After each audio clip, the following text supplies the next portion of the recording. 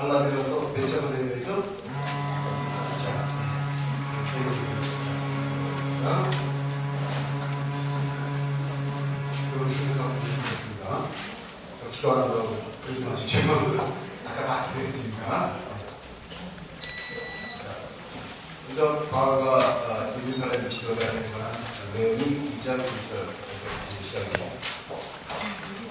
2장 1절 14년 후에 내가 바나바와 함께 기도를 드리고 다시 예루살렘에 올라가니 계시를 따라 올라가 내가 이방 가운데서 전파하는 복음을 그들에게 지시하되 유력한 자들에게 사사하게 한 것은 내가 다람질을 하는 것이나 다람질을 한 것이 헛되지 않게 하려 하느라 그러나 나와 함께 있는 헬라인 그것까지도 억지로 할례를 받게 하지 아니하려는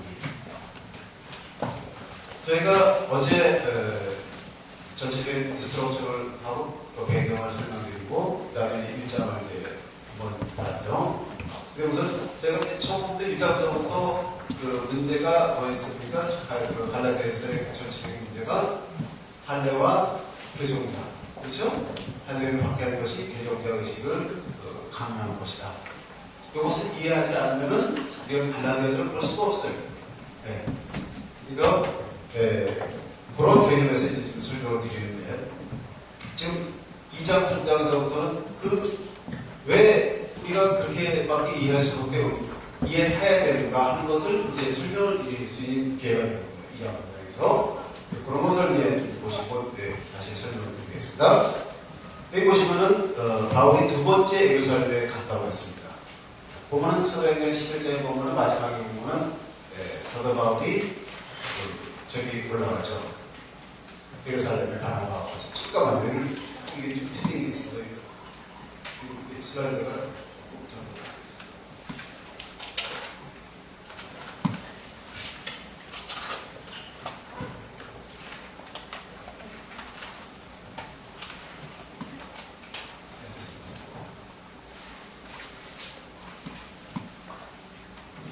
근데 바울이 한 것은 계시를 따르는 것으로 그는 예루살렘에 가도록 성령의 인도하심을 받았다고 했습니다. 그는 자신이 전파하는 복음을 그들에게 제시했죠. 그는 자신이 전한 복음의 메시지를 그들에게 검증을 받기 원한 것이 아니었습니다. 그가 그들에게 조언을 구한 것은 구원에 반드시 이방인들이 포함이 된다고 하는 것이었습니다. 여러분들 베드로가 골릴로 집에 간 거 기억하시죠? 사도행전 10장. 그렇죠? 갔다가 나중에 예루살렘에 갔더니 뭐라고 그랬어요? 비난을 받았어요, 사실. 다른 사람들한테. 왜 이방이랑 같이 밥 먹는가? 거기 왜 집에? 그렇죠? 여기 나중에 설명을 드리겠지만은, 그러고 나서, 그때 뭐라고 했어요? 다른 분들이 이방인, 그걸 갔더니, 보내는 집에 가서 하나님이 임하는 거에서 나를 갖다 그러면 성령이 있으니까 갔는데, 보니까 이분들이 우리에게 임하던 성령이 임했다는 거예요. 뭡니까? 유대인이 아닌데도 성령이 임한다. 그래서 급하게 어떻게 합니까? 침례를 받게 하잖아요. 그렇죠? 그러니까 순서가 뒷바뀐 거죠, 사실. 원래 다 행하고 나야 성령이 임할 줄 알았는데 그게 아니고 하나님께서는 그냥 이방인에게도 임하셨다는 거예요. 그 설명을 했더니 이방인에게도 하나님께서 구원의 길을 열어주셨구나. 이해했어요. 그래서 그러고 나서 이제 그 바나바가 올라가는 그때는 뭐로 올라왔어요? 예루살렘에 부조하러 올라왔어요. 헌금 걷어가지고 어려운 사람들 도와주기 위해서 그때 이제 얘기를 하는 것 같아요. 그래서 이분도 바울도 예수님을 만났는데 보니까 예수님께서 이방의 복음을 전하기 위한 사도로서 자기를 택하셨다는 것을 말씀하는 거죠. 근데 자기가 복음을 전하려고 보니까 이분들이 어떻게 이해하고 있는지. 왜? 그 당시 유대계의 그 틀이 있잖아요. 어저께도 설명드렸듯이 그분들에서는 개종자가 되지 않으면 이방인 식물이 되지 않으면 구원을 받지 못한대요. 왜? 구원은 유대인만 받을 수 있다고 생각했기 때문에. 그런 유대계의 배경입니다. 그래서 자, 여기서 다람쥐라는 것이 헛되지 않게 하려고 합니다. 이것은 실패하는 목표에 돌아가지 못한다는 거죠. 즉, 그러나 바울은 자신의 메시지가 잘못된 것이라 걱정하지는 않았습니다. 그거는 예루살렘 지도자들이 이스라엘 개혁 공동체에서 개종자가 되지 않은 이방인 신자들의 멤버십을 인정할 줄 걱정을 했어요. 자기가 전한 거는 분명히 맞는 사실이에요. 예수님이 계시를 받았기 때문에. 그리고 자기가 다시 한번 토론을 쭉 보고, 그러니까 분명히 아브라함과 계약 안에 누가 들어가 있어요? 혈통의 자손이 물론이고 모든 사람들이 다 이방인들이 포함이 되어 있다. 그분 그걸 깨달았거든요. 그래서 하나님께 예수님께서 그분을 그 이방인의 사도로서 부르심을 받았고 자기가 깨달았기 때문에 그분을 가고 있었어요. 근데 유대교의 그 당시 배경에서 이분들이 과연 이거를 이해할지 안 할지, 과연 이해하고 있었는지 안 했는지를 확인하고 싶은 거죠. 바울의 교회에서는 만약 이방인 신자들이 계약의 이론으로서 받아들이지 않는다면 이것은 복음의 진술을 미칩니다. 왜요? 복음은 모든 민족들이 아브라함 계약 안에 들어올 수 있게 이수를 믿음으로.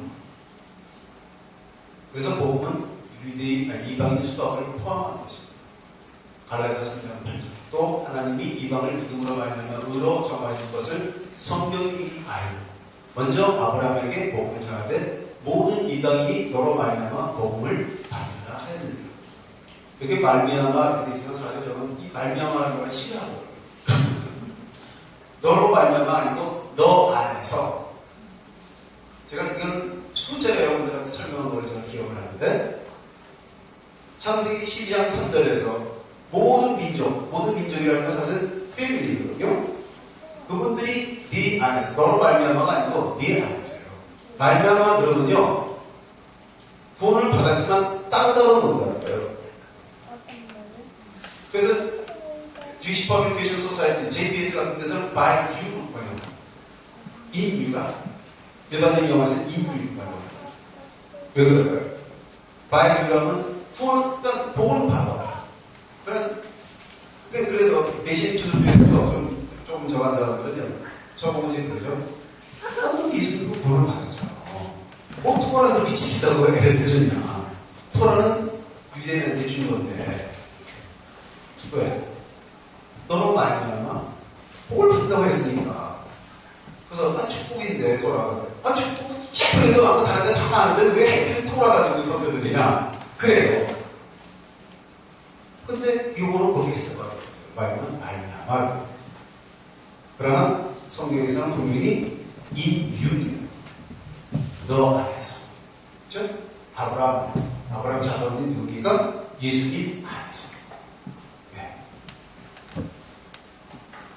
그러나 나와 함께 있는 헬라인 디도까지도 억지로 할례를 받게 하지 않았으니 억지로 할례를 받게 되는 건 개종자가 되도록 강요합니다. 디도는 헬라인이죠. 여러분, 디모데는 헬라인의 유대인이에요. 헬라인? 유대인? 유대인이 아니에요. 할머니가 분명히 유대인인 건 맞아요.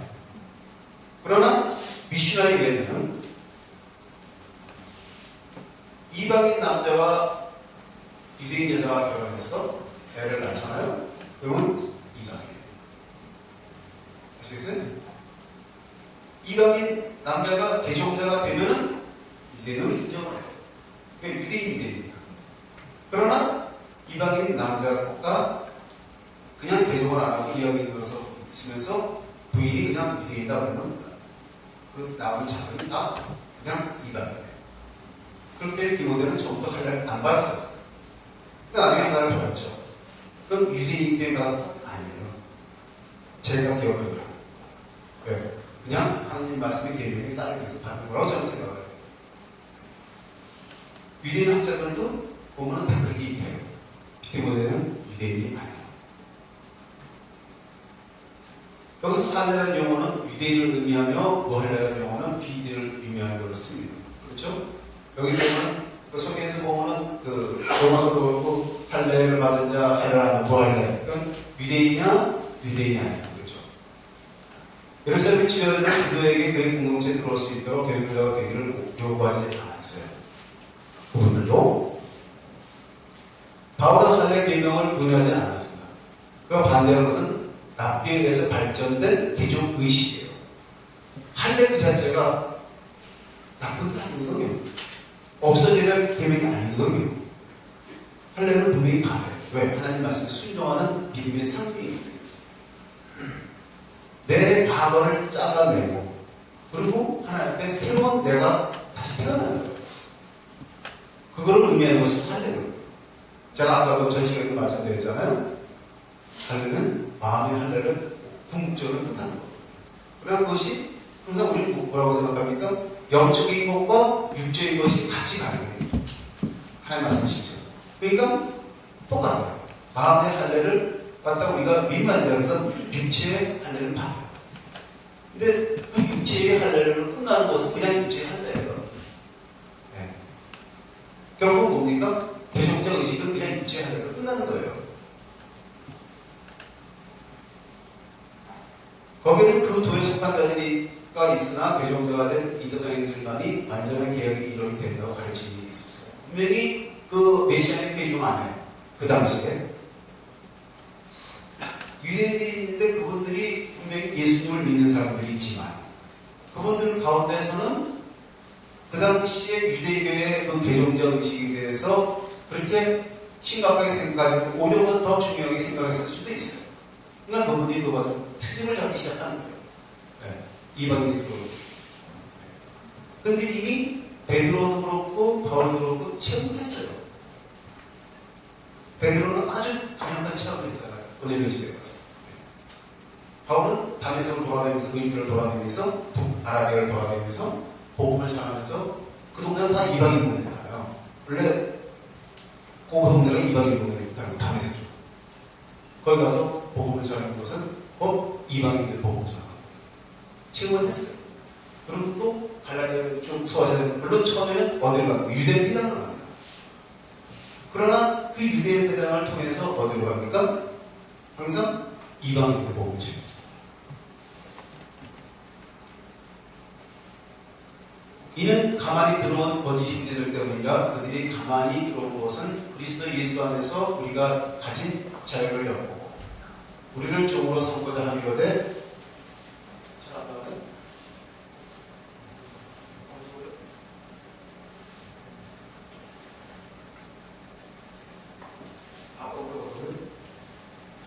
보이세요? 괜찮아요? 영화를 보십시오. 이는 가만히 들어온 거짓 형제들 때문이라 그들이 가만히 들어온 것은 그리스도 예수 안에서 우리가 가진 자유를 엿보고 우리는 종으로 삼고자 하려되 그들에게 우리가 한시도 걱정하지 아니하였으니 이는 복음의 진리가 항상 너희 가운데 있게 하려 함이라. 이제 지금 그런 이제 사람들이 그 귀중 가운데 있다는 거죠. 메시아의 귀중 가운데서도. 근데 그런 분들에 대해서 그 바울은 어떻게 생각합니까? 그런 사람들을 거짓 형제들이라고 생각하는 거예요. 왜냐하면 그들은 거짓 복음이 아니에요. 개종자가 돼야지만 구원을 받을 수 있다? 그런 복음이 아니죠. 구원은 뭡니까? 예수를 믿음으로 구원을 받는 것이 복음. 그러나 이런 거짓 형제들은 바울의 복음과 그 안에 이방인들이 포함되는 것을 부인하기 위하여 이 중에 몰래 들어왔다는 거죠. 복음의 자유는 이방인들이 개종자가 되는 것이 아니고 하나님 가족의 완전한 일원이 되는 겁니다. 그래서 하나님 가족은 아브라함의 자손인 이주 안에서 축복받는 유대인 혈통의 자손들 그리고 이방인들로 구성되어야 됩니다. 왜요? 복음의 진리는 땅의 모든 족속이 너로 말미암아 복을 얻을 것이라 그 창세기 12장 3절. 아까도 말씀드린 패밀리예요. 족속이라는 것보다 패밀리라는 건 더 작은 단위거든요. 네. 그럼 결국 모든 사람들이 그래요. 모든 사람들이 그런 거예요. 거기 혈통의 자손은 물론이고 모든 이방인들도 포함이 돼야 되죠. 이것이 아브라함과의 계약에서 아브라함과의 약속에서 가장 기본적입니다. 이게 복음이에요. 근데 이것을 흐트리면은 복음의 진리가 깨져버리는 거예요.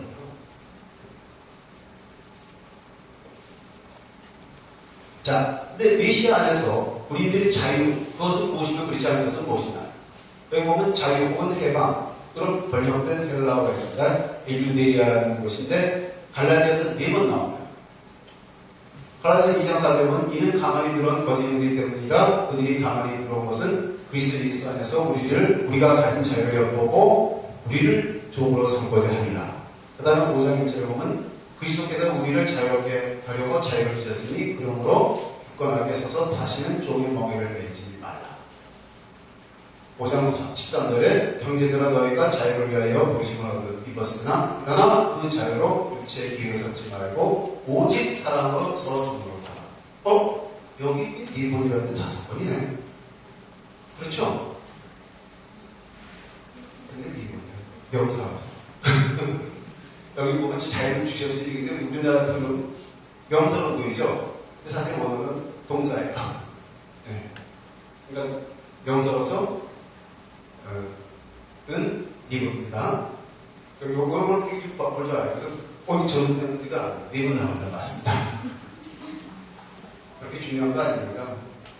자, 사도의 성서. 저는 이제 그 신약성경을 사도의 성서로 불러요. 구약신약을 나누면 이게 뭔가 그 변이 그래서 구약을 뭐라고 해요? 우리는 탄압.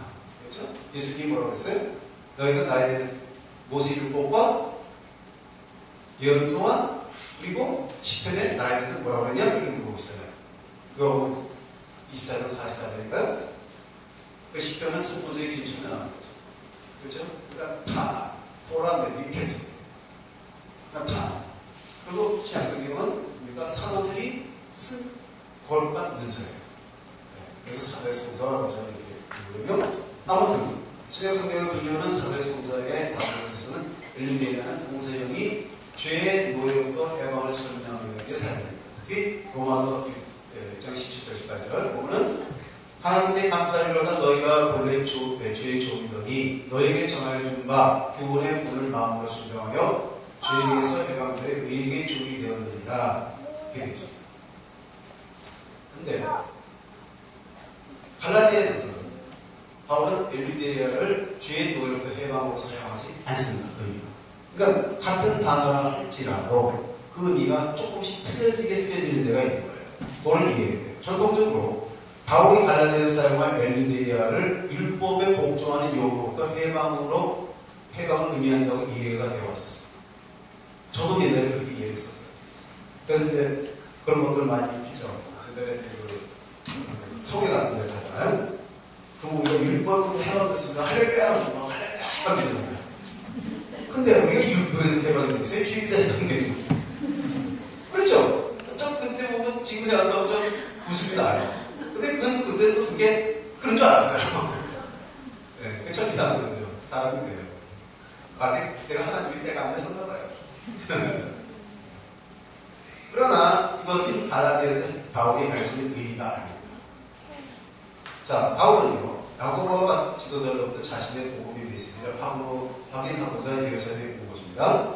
근데 야고보는 토라는 자유하게 하는 온전한 율법이라고 하고 있죠. 야고보서 1장 25절. 그렇지 않습니까? 이것은 뭡니까? 토라는 자유를 받아들이는 것이지 속박하는 게 아니에요. 우리가 하나님 말씀인 토라를 지킴으로써 우리 안에 참 자유가 있어요.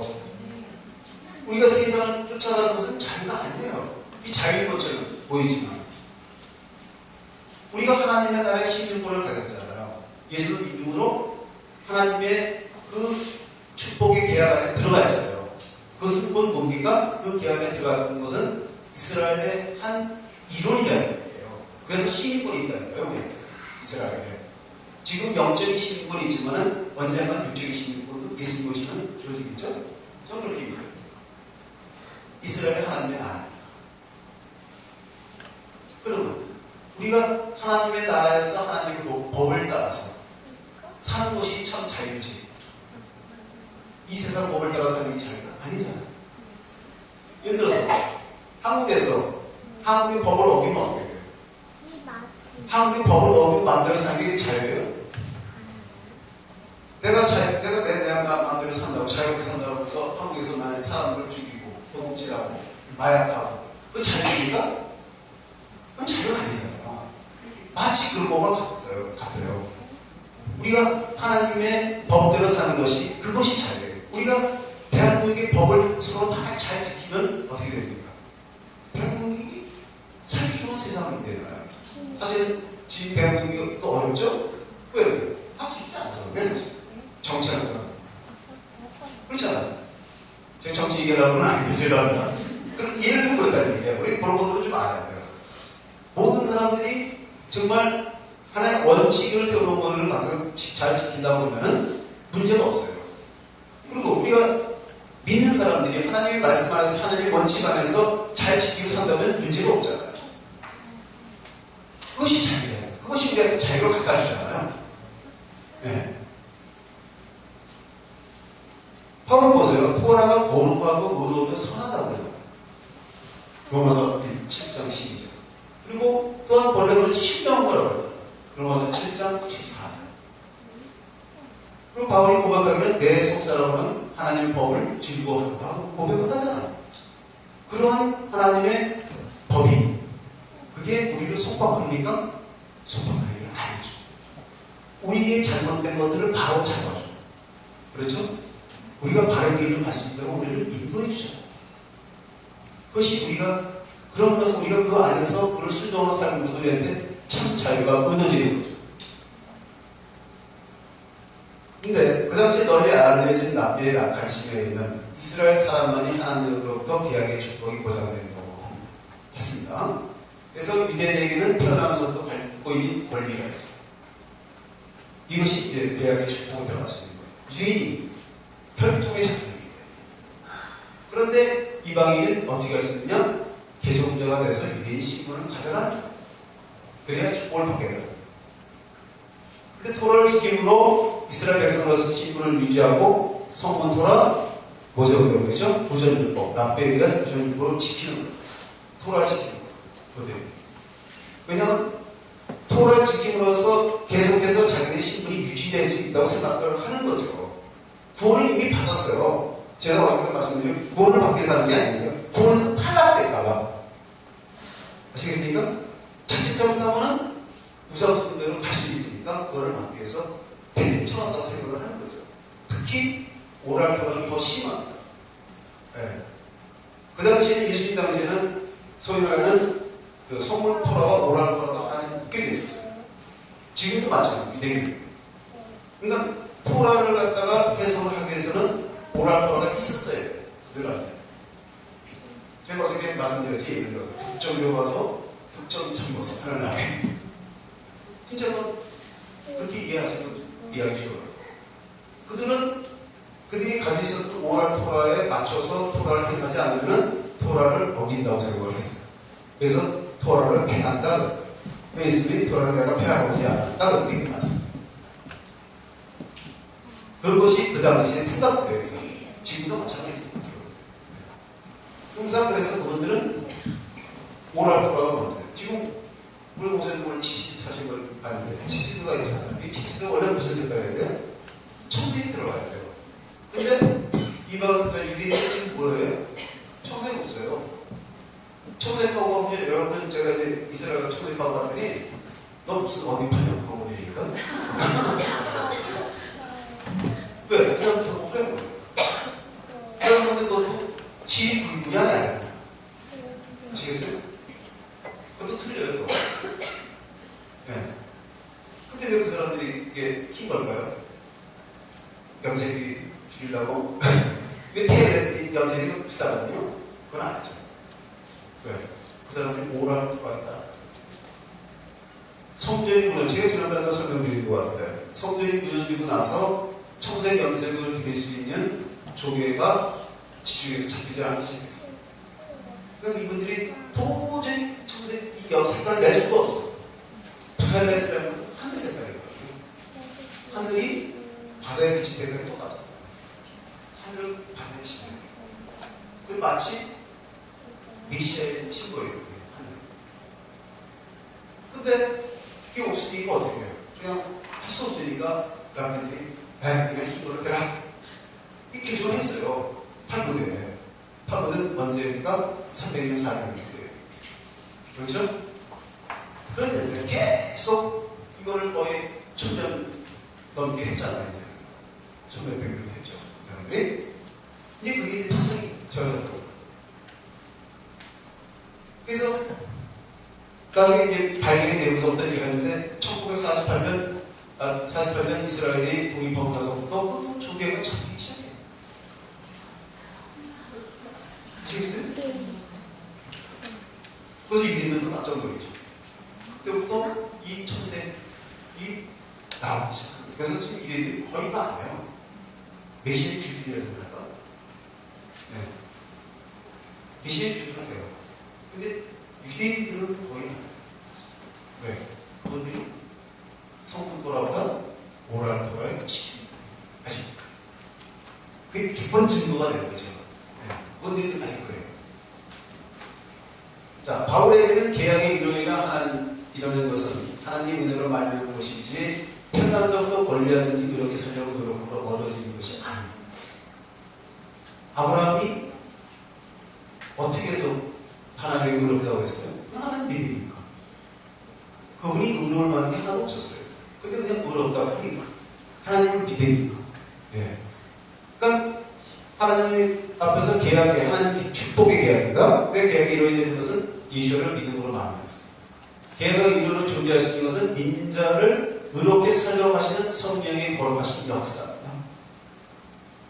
우리가 하나님 말씀을 토라를 지키면 살려고 그런 노력을 하겠지만 때로는 안 돼요. 그때 어떻게 해야 돼요? 성령의 도심을 만나요. 제가 지난번에 성령의 역사 토화에 대해서 설명드렸죠? 성령이 오신 것은 뭡니까? 우리가 토라를 잘 지켜나갈 수 있는 통신입니다. 그렇기 때문에 성령이 오신 그 오순절, 여기 이제 타락에서는 17절, 그죠? 서대성서는 오순절 이렇게 하잖아요. 그 시기가 언제? 똑같이 시내산에서 토라가 주어진 시기가 똑같아요. 그러니까 그 토라가 이제는 돌판에 새겨진 게 아니고 마음판에 새겨졌어요. 마음인데 왜 열칠까? 여러분들 마음이 열었어요? 제가 먼저 물어보고 이거 좀 재밌는 질문이에요. 여러분 마음이 어디 있어요? 힘이 좀 발전해서. 네? 머리? 가슴? 잘하겠어요. 자, 내사. 여러분들 내용이 잘 보세요. 뭘 하나님께 드린 줄 아세요? 고기인 줄 아세요? 고기 안 돼요. 고기는 제사장이 먹어야 돼요. 하나님께 드리는 건 내사. 아시겠어요? 간, 이런 거 있잖아요. 태워버려요. 고대 헬라인들이나 그 메소포타미아 쪽 문화를 보면요. 점을 칠 때, 뭐가 점 치는 줄 아세요? 간. 희생제물을 드리잖아요. 희생제물을 드려서 쫙 가서 내장을 딱 끓일 때, 그때면서 뭘 부르면 간이다. 간의 모양을 보고 이 희생제물을 통해서 신이 어떻게 계시하는 걸 읽어내는 거죠. 여러분들 알렉산더 대왕이라는 영화 보셨어요? 못 보셨어요? 우리나라에서 안 했어요, 그거? 이방 사람이랑 안 보셨어요? 왜냐면 역사적인 분들이 보셔야 돼요, 그런 분들이요. 좀 내용은 좀 그렇지만 제가 거기서 딱 보고 알았어요. 알렉산더 대왕이 전쟁을 나왔는데 거기서 이제 그때 그 사람들은 누굴 얘기냐면 그 전쟁이들을 얘기해요. 정청아. 그분이 싸움에서 어떻게 된 것이냐. 근데 그 전쟁이가 제 입을 쫙 잡아서 딱 보고 가는 거예요. 그래서 제가 이거 이 사람이 감독이 연구 많이 했네. 저는 알고 봤거든요. 여러분 그런 영화를 보면 그런 걸 보시는 거야. 왜? 이 마음이 좀 있어요. 그래서 여러분들 내장이 나쁘잖아요. 장이 나쁘면 어디가 아파요? 머리가. 왜? 우리의 모든 것이 여기에요. 그래서 예수님이 뭐라고 하세요? 너희가 생수가 배에 생수가 넘쳐거든요. 와, 이해가시죠? 이게 히브리적인 사고예요. 자, 자유라는 것은 하나님을 사랑하는 표현으로 마음속으로부터 토라를 지키는 것으로 성령을 통한 하나님으로부터 오는 능력입니다. 그것은 하나님께서 예수님께서 이것을 통하여 믿는 자들을 의롭다고 선언했기 때문이에요. 네. 노예는 뭡니까? 노예라는 것은 토라를 토라를 지킴으로 자기의 의를 유지해야 한다고 믿는 거예요. 그러나 자유는 감사하는 마음으로 토라를 지키는 거죠. 우리가 하나님의 은혜에 감사해서 그분의 말씀대로 살려고 하는 거예요. 여러분이 그러니까 여기 이렇게 앉아 계신 거 아니에요. 하나님 말씀을 좀 더 배우고 하나님 말씀을 따라서 살려고 하는 순종하는 그 마음이 있기 때문에.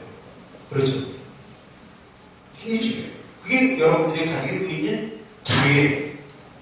근데 그 자유를 뺏으려고 한다면 그거는 뭡니까?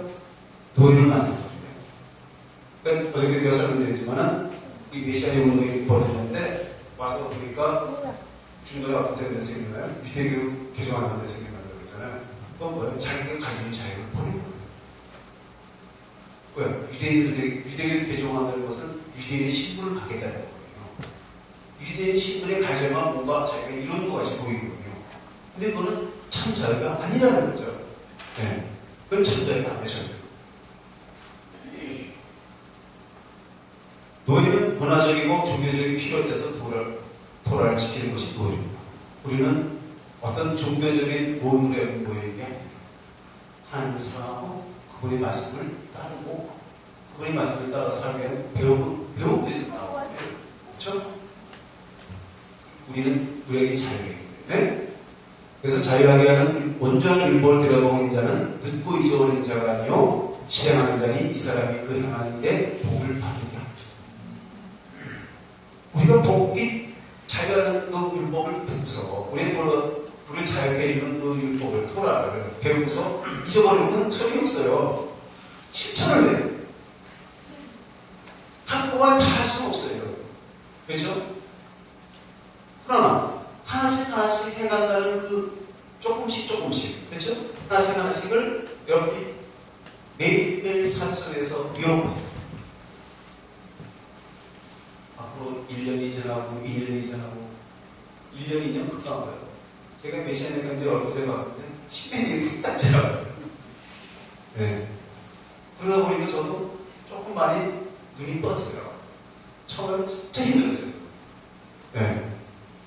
이 돈 어디서부터 뭘 해야 될지 모르겠고 도대체 번역된 책도 없고 전부 영어인데 무슨 책을 뭘 읽어야 될지 모르겠고 네. 그야말로 눈먼 사람이 그냥 더듬어가는 식이었어요.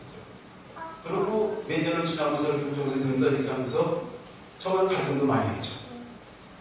그러나 하나님 말씀이 매일매일 쌓이기 시작하니까 진리의 그 눈이 떠지기 시작하니까 그 다음부터 어떤 생각이 한 10년 지나고 나니까요. 여러분들 이런 표현도 속대병이 되잖아요. 죄송합니다. 돈 많이 있으면요. 뭐 맛있는 거 안 먹어도 배불러져. 아닌가? 아직 그런 이제 속대병이거든요. 그런 거 있잖아요. 근데 사람이 주머니 아무도 없으면 괜히 배고파. 그런 걸 느끼는 거예요. 여러분들 그런 체험을 하실 거예요. 보세요. 계속 토라를 배우잖아요. 시간이 지나잖아요. 말씀을 깊이 들어가고, 그리고 이제, 그러면 뭔가, 그러고 이제 그다음부터 이제 벽을 이렇게 숙이잖아요. 숙이듯이. 이거는 배울 때 돼요. 저는 이거, 이렇게 들다가 많이 나셨어요. 네. 진짜 제 고백을 한 거예요. 왜? 여러분들도 그런 과정이 있을 것 같아요. 제가 아까도 그런 소리 했더니, 각이 지기 시작하면 안 돼요. 하나님 말씀은 칼날이에요. 낯선 검이거든요. 그 검을 잘 사용해야 돼요. 그렇죠? 그 검을 가지고 휘두르면 어떻게 돼요? 서로 다쳐. 예수님이 내가 화평을 주러 오시고 검을 던지러 가다니 그 검이 사실은 사람 죽이는 거면 말씀입니다. 그분이 말씀이시니까 말씀의 검을 주셨어야 되는데 근데 우리가 그 말씀의 검을 어떻게 사용하느냐에 따라서 틀어진다는 거예요.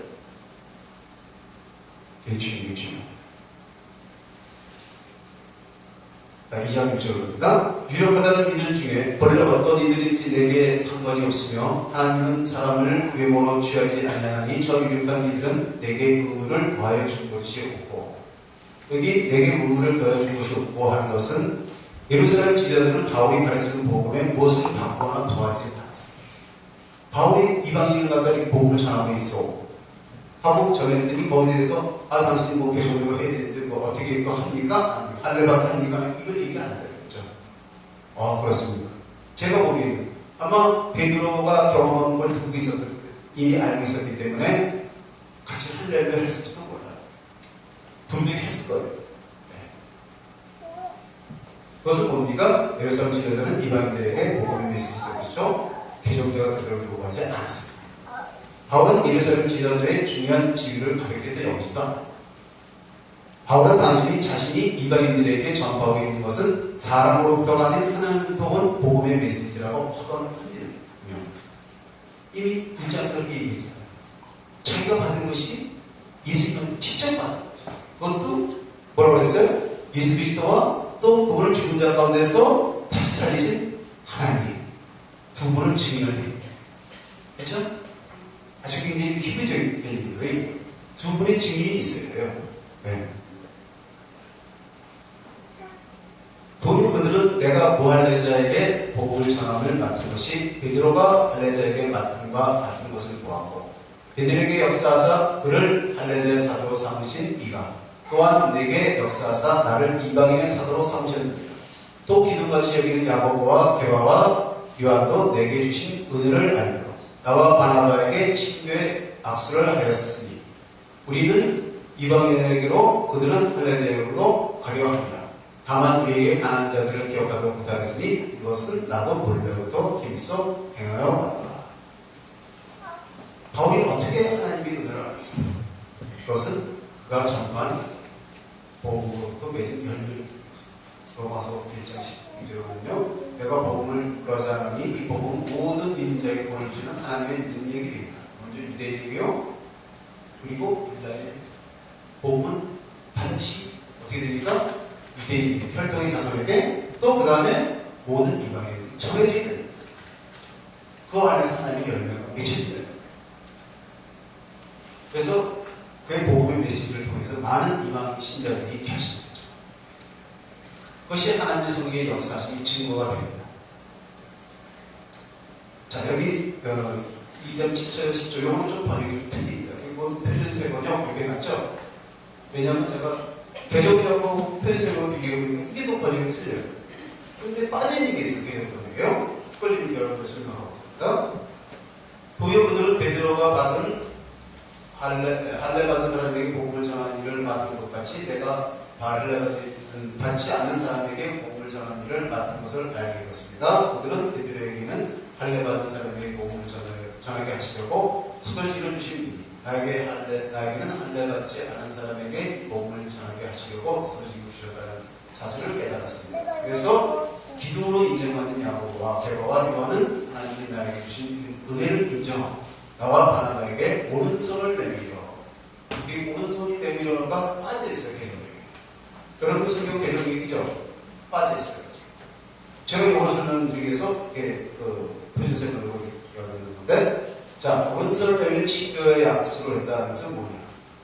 그냥 친교의 악수가 먹고 오른손을 내밀는 친교의 악수를 했다. 당연히 악수하면 오른손을 내밀겠죠. 그러니까 개정력을 번역하신 분이 당연히 내 뭘 그래서 아닌지 모르겠지만 빠져있는 건 사실이에요. 네. 왜 그랬을까?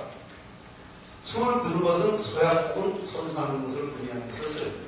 오른손을 드는 것은 하나님께서 오른손을 드셨다면 하나님의 권능이 나타나는 거예요. 네. 하나님도 맹세하시는 분, 그분의 이름을 드려요. 그리고 손을 드는 것은 축복의 증표입니다. 레위기 9장 2절에 이 출애굽기도 보면요 빠져있어요. 네, 손을 들어오면서 했다는 것은 개정력에 표준력에 들어있고요. 그리고 오른손이라는 건 뭡니까? 힘과 권위의 상징입니다.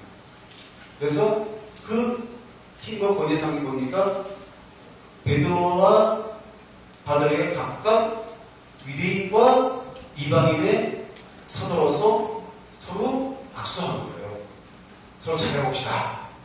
이해가십니까? 이렇게 말씀드리는 거죠? 그래서 서로 격려해주고 서로 사역을 해서 기도하고 그래서 친교의 오른손 그들의 사역에서 권위와 축복을 보죠. 여기 가게하게라는 데 것은 헬라어는 없습니다. 그것은 번역자들에서 덧붙여졌는데 문자적으로는 그래서 우리들은 이방인을 위함이고 그들은 할례 받은 자들을 위함이라. 그러니까 지금 뭐냐면 그들이 지역적으로 어디 다른 데 가는 게 아닙니다. 서로 다른 사역을 만드는 거죠. 각자. 그래서 번역을 볼 때 이렇게 볼 때 제가 여러 번 말씀드리지만 성경을 번역 여러 가지 참고를 하지 않으면 원래 뜻을 갖다 우리 발견하지 못할 경우가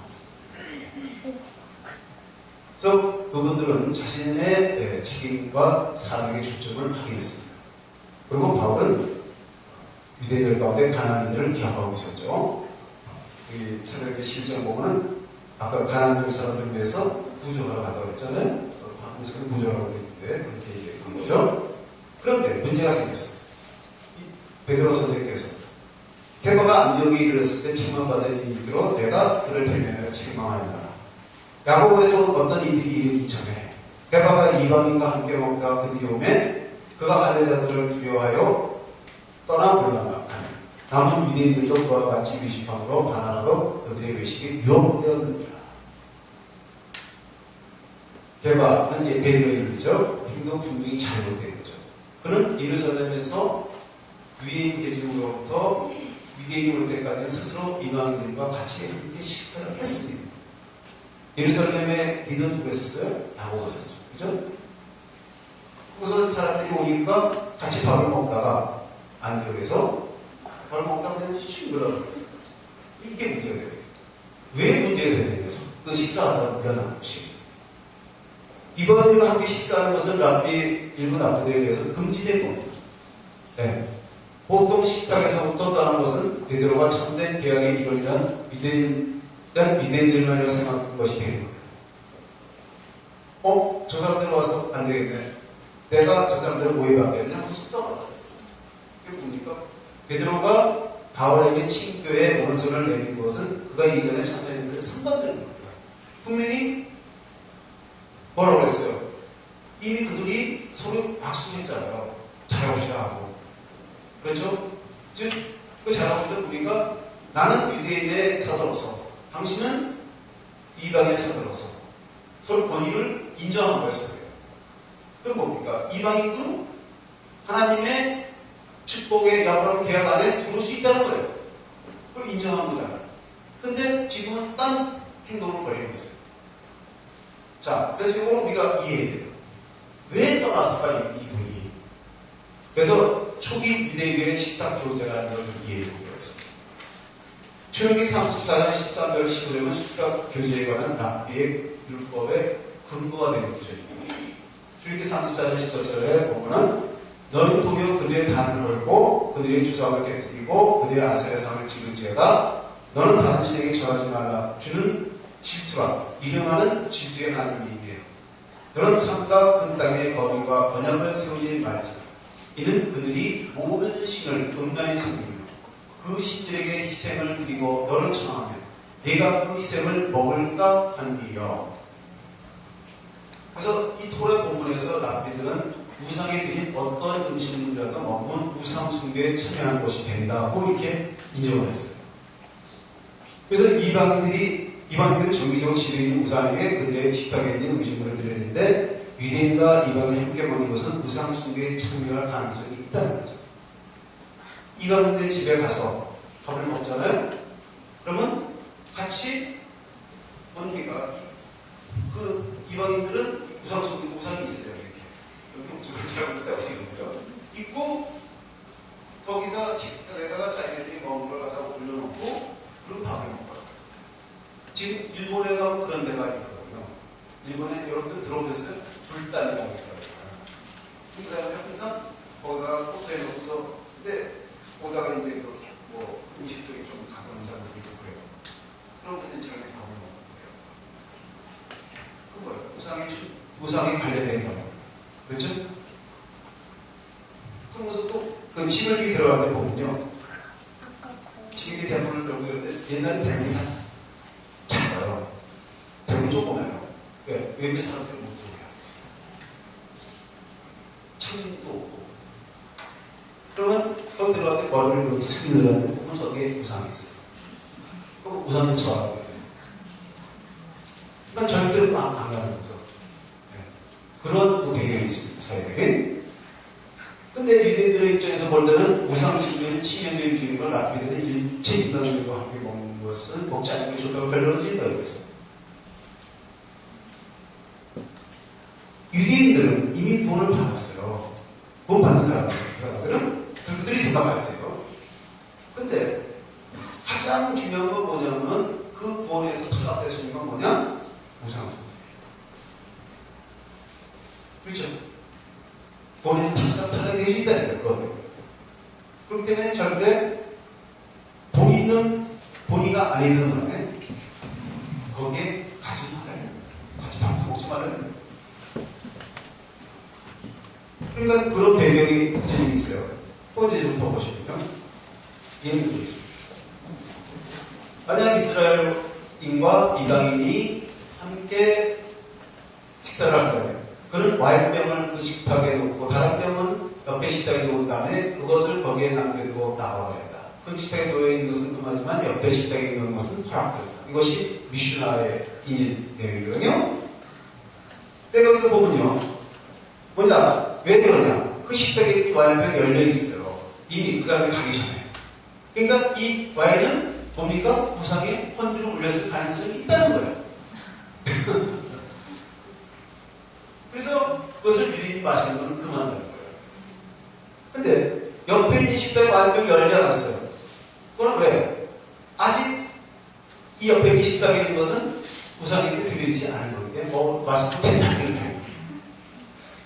이렇게 이제 아주 미션의 얘기 나오는데, 근데 또 미션은 다른 납비는 만약 유대인이 방을 떠난다면 옆에 있는 식탁에 있는 와인은 그만한데 이것은 그 와인이 우상에게 헌주로 드렸을지도 모르기 때문이에요. 그러니까 여러 모여서 저는 조심해야 돼요. 그러니까 아예 가지 마라. 아직 손대지 마라. 이거죠. 마지막. 그리고 또 이런 것도 있습니다. 이건 라비 시몬 벤 엘리아자의 이야기를 약속의 땅 밖에 있는 이스라엘 사람은 정결한 상태에서 우상을 섬기고 있다. 어떻게? 아니 이스라엘 사람들이 정결한 상태인데 어떻게 우상을 섬기느냐 이겁니다. 그래서 이제 어떻게 하게 묻는 건데 또 보면요 여기 탈무드나 이런 데 보면은 서로 질문하고 어떤 테마를 질문하고 이런 게 나오는 거예요. 그거예요. 만약 비유대인이 자기 아들 결혼 필요를 준비하고 그 마을 모든 유대인들을 초대하려고 사람을 보낸다. 그들이 기다리면서 그들과 그들의 종들을 위하여 먹을 것과 마실 것을 준비했다고 해도 그들은 우상을 섬기고 또 우상을 섬기고 그러게 여겼으리이다. 그 신들에게 희생을 드리고 너를 정하면 네가 그 희생을 먹을까 하니 그것이 출애굽기 30장의 15절에서 인용합니다. 그래서 이렇게 얘기하는데 디아스포라 유대인이 할지라도 의식적으로는 정결하지만 그들이 우상 숭배에 참여할 가능성이 있다는 거예요. 왜? 그들이 살고 있는 전 이방인들이에요. 그러니까 옆에 이웃 교제를 안 하고 살 수 없잖아요. 근데 이웃 교제를 하다 보면 그렇게 될 가능성이 있다는 걸 지금 전제해 주는 거예요. 그래서 유대인들이 이방인의 연회에서 먹을 때 그들이 자신의 먹을 것을 갖고 간다 할지라도 또한 그들의 식탁에 천선 종들이 있다고 할지라도 그들은 우상 숭배에 참여하게 된다는 거예요. 왜? 이방인들의 연회나 식사 때는 늘 우상이 떠잖아요. 여기 연회가 이렇게 있어요. 이방인에. 근데 내가 이제 초대를 받고 왔어요. 그래서 이제 먹을 거를 호시를 갖고 왔어요. 네? 하는데 내가 정결한 음식을 가지고 왔다고 하지만 그 연회에 처음 보니까 우상이 세워져 있어요. 아시겠습니까? 그렇다면 너도 그 연회에 하나 포함된 거다 이렇게 해석을 하는 거예요. 사실 그게 아니지만 확대 해석을 해요. 그러니까 왜? 그들의 식사와 연회 그 자체가 우상 제사라는 거죠. 그건 맞는 거 아니에요. 사실. 그러나 그 제사 참여가 안 했는데도 그렇게 돼요. 그렇기 때문에 이교도와 함께 식사하는 그 자체를 우상에 관여한 것으로 인정해버린다. 그러니까 그 시대의 지금 문화를 봐요. 지금 시대적인 그 사회적인 배경을 볼 때 베드로가 그 이방인들하고 먹다가 슬며시 나가버린 것이 이해가 될 수 있어요, 없어요? 될 수는 있겠죠. 근데 문제는 그게 아니죠. 네? 자, 근데 식탁 교제라는 것은 뭡니까? 고대 중국 땅에서는 계약들은 식사와 함께 확인이 됐습니다. 따라서 함께 식사하는 것은 계약을 의미합니다. 같은 동일할까요? 여기도 예배 끝나고 가서 원래 샤bat 예배 끝나고 식사 같이 하고 그러십니까? 예. 또 뭡니까? 그 예배에 참석한 사람들이 하나님의 계약 안에, 축복의 계약 안에 들어왔다는 하나의 증거예요. 그냥 보통교회에서 애찬한찬 그러지만요, 그것이 사실은 그런 계약적인 의미가 있는 식사를 하잖아요. 예. 근데 유대인이 때때로 이방인과 함께 먹는 것을 거부하는 것은 그렇게 함으로 이방인을 계약의 이동으로 여기는 것이 되기 때문에 같이 먹어. 내가 너도 인정할 거야. 같이 나와 같은 사람. 그게 거부하는 거죠. 이방인들과 함께 식사하지 않는 것은 그들이 아직 우상 숭배자이며 하나님의 계약과 관계없다고 하는 하나님의 확인입니다. 바울에게는 유대인과 이방인이 함께 식사하는 것이 대단히 중요했습니다. 그것은 육신 안에서 모두가 유대인이거나 이방인과 관계없이 참계약에 이론이라는 것을 입증하기 때문입니다. 그걸 증명할 수 있는 같이 밥을 먹는다는 것이 중요한 식사라는 것입니다. 그래서 바울이 이러한 배경에서 상반되는 베드로와 디모데였던 것이 이해할 수 없죠. 그렇죠? 그러니까 이분이 따뜻한 거예요. 그래서 베드로는 예수를 믿게 된 이방인들이 하나님의 가족 안에 완전한 계획에 이루는 것을 동의했잖아요. 분명히. 악수했어요. 그렇죠? 근데 그는 그것에 반대하는 랍비의 할라카라는 것은 규범, 모랄토라를 얘기합니다. 그에 불구하고 그들과 함께 먹는 것을 문제 삼지 않았어요. 처음에. 그렇잖아요. 근데 이방인과 함께 식사하는 것을 반대하는 랍비의 할라카를 계속 지지하는 예루살렘 사람들이 왔을 때는 그런 자신이 알고 있는 진실주의로서 랍비의 전통을 따라갔어요. 번복하고. 이것은 그가 하나님께서 유대인인지 이방인인지 상관치 않으시고 믿음에 근거하여 사람들을 받아주신다는 복음의 진실을 부인한 것이기 때문에 베드로는 분명히 본인의 집안에서 체험도 했어요. 그래서 그걸 예루살렘에서 보고도 했어요. 그리고 바울이 왔을 때도 그걸 확인했어요. 그런데도 나중에 그의 자기의 태도로 바꿔버립니다.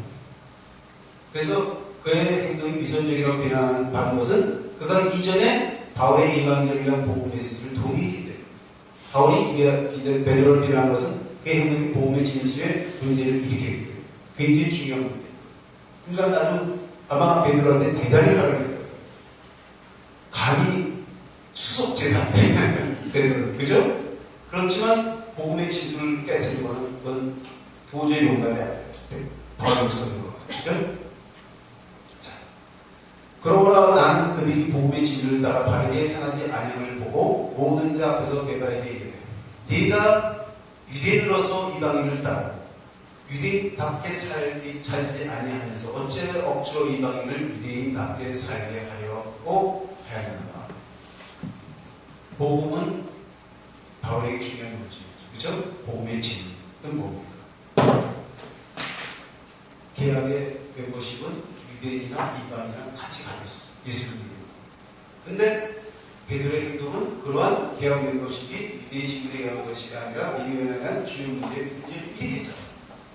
그러니까 아주 화를 여기 보세요.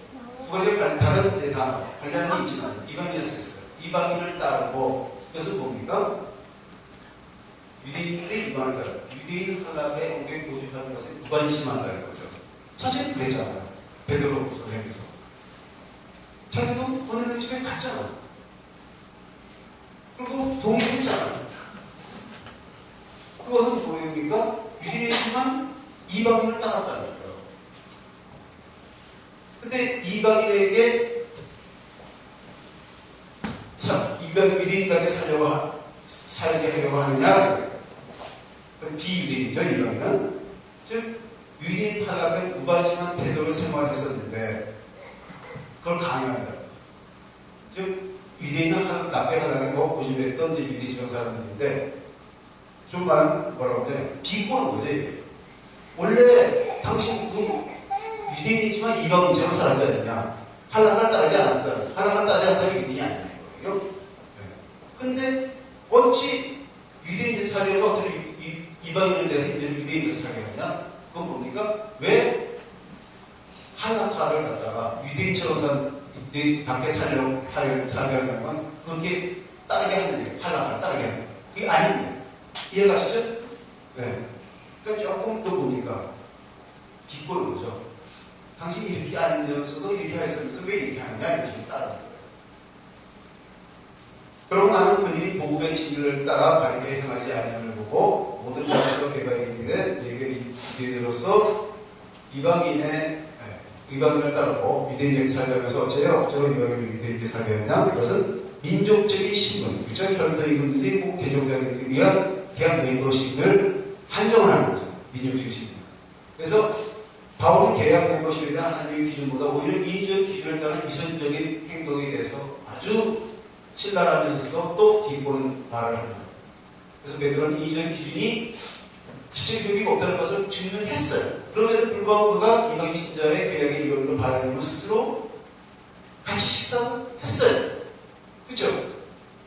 그런데 예레미야에서 온 분들을 보고서 그들의 환심을 사기해서 이방인 신자 교제에서 불러버려요. 그러니 제가 이 장면을 이렇게 머릿속에 그리면서 바울께서 대단히 화가 났겠다 생각이 들어요. 여러분들 그 장면을 한번 상상해보세요. 분명히 동의가 해놓고 지금 밥도 없잖아요. 그럼 인정을 하는 거예요. 이방인 신자들을. 안디옥 교회는 어떤 교회입니까? 안디옥은 이방인 신자들이 많은 데 아니에요. 근데 거기 와서 식사까지 다 하고서 이거 우리 형제들과 뭐 이렇게 하고서 나중에 가서 그러면 그건 안 되는 거죠. 자, 우리는 본 이대 사람이요 이방인 출신의 내 죄인이 아닙니다. 그러나 사람이 율법을 행하는 행위로 그렇게 되는 것이 아니라 예수 그리스도를 믿는 믿음으로 그렇게 되는 것임을 알고 우리도 그리스도 예수를 믿는 것입니다. 그것은 우리가 율법을 행하는 행위로서가 아니라 그리스도를 믿는 믿음으로 그렇다고 하심을 받고자 했던 것입니다. 율법을 행하는 행위로는 아무도 그렇게 될 수 없기 때문입니다. 여기 보면 우리는 본디 유대 사람이요 이방인 출신의 죄인이 아닙니다 라고 저는 대학문 것은 유대인이라는 사실의 근거를 가지고 있었던 거짓 교사들이 많습니다. 이 문장이요, 잘 봐야지 이게 바울이 얘기하는 것처럼 보이면 이게 아니에요.